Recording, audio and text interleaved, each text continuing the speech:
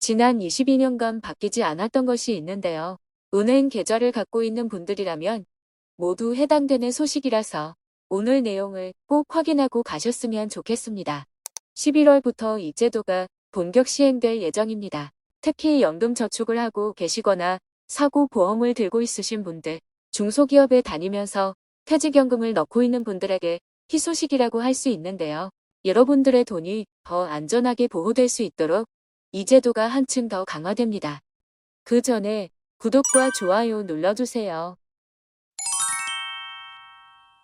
안녕하세요. 복지 김 여사입니다. 올해는 다사다난한 한 해였는데요.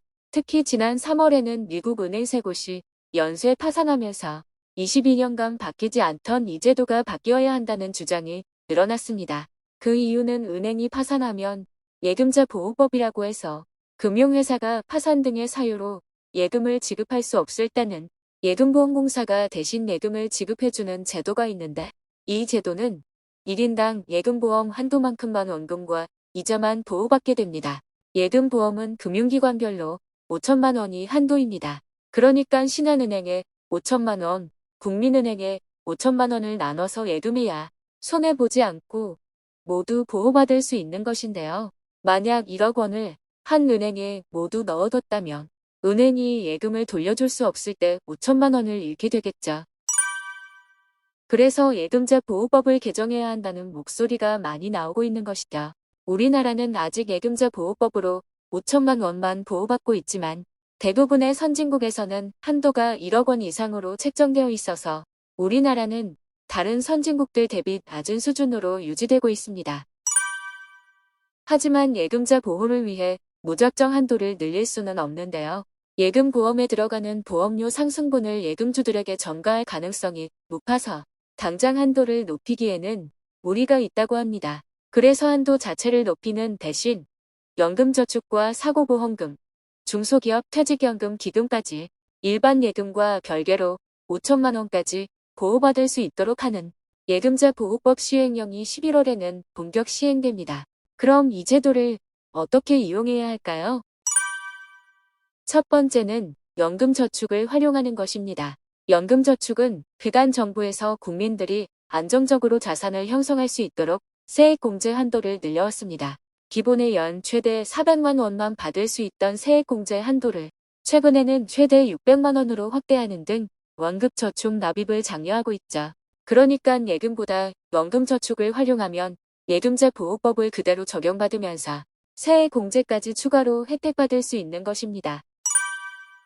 두 번째도 노후 소득 보장을 준비하는 분들에게 해당되는 내용으로 중소기업에 다니는 분들이라면 중소기업 퇴직연금을 준비하고 있다면 알아두셔야 하는 내용입니다. 특히 30인 이하의 중소기업에서는 중소퇴직기금의 예금이라고 해서 실예금자별 보호가 되지 않았던 문제가 있었습니다. 말이 조금 어려웠는데요.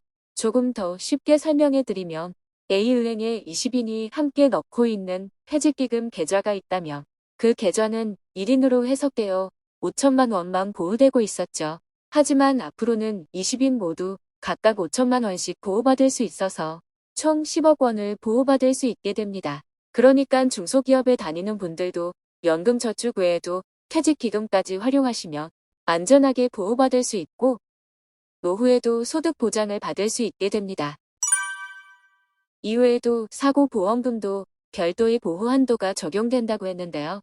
사고보험금은 사망이나 중대, 장애 등 불의의 사고가 발생했을 때 지급하는 보험으로 일반 보험들보다 상대적으로 가입 금액이 큰 경우가 많습니다. 그래서 보험금 역시 예금자 보호법을 적용해야 한다는 의견이 많았는데요. 이번 개정안에는 사고보험금도 별도의 보호 한도를 적용받아서 이렇게 변경됩니다. 변경되는 내용은 이렇습니다. 기존에는 지급 사유가 발생하지 않는 보험 계약과 지급 사유가 발생한 보험 모두 합산하여 5천만 원까지만 보호되고 있었죠. 하지만 이번 개정으로 각각 5천만 원까지 보호받을 수 있도록 변경됩니다.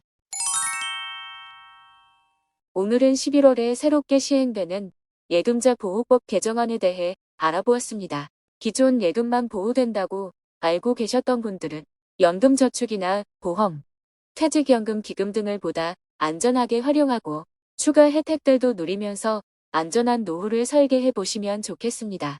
다음 영상에서도 더욱 유익한 정보를 전달해 드리도록 하겠습니다. 오늘 영상이 유익하셨다면 구독과 좋아요 부탁드립니다.